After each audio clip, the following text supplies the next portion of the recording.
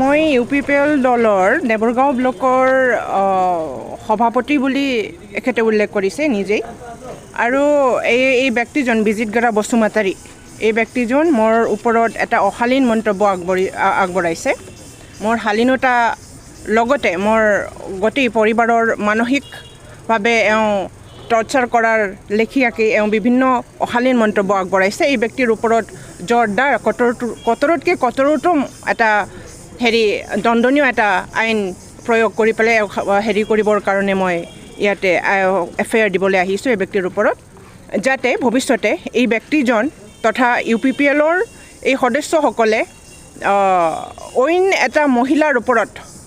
বেয়া নজৰ আৰু অশালীন BTAD বাছীৰ মহিলাসকলৰ ওপৰত অশালীন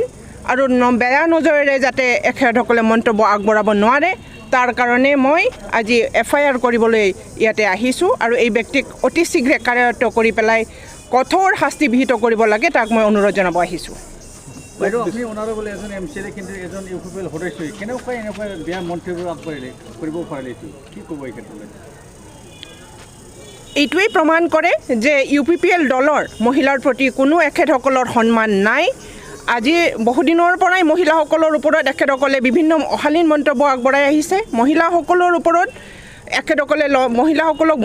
লঞ্চিত কৰি আহিছে ঠগ বঞ্চনা কৰি আহিছে আৰু এইটোৱেই প্ৰমাণ কৰে যে মহিলাসকলৰ প্ৰতি এখেতসকলৰ UPPL দলৰ সন্মান নাই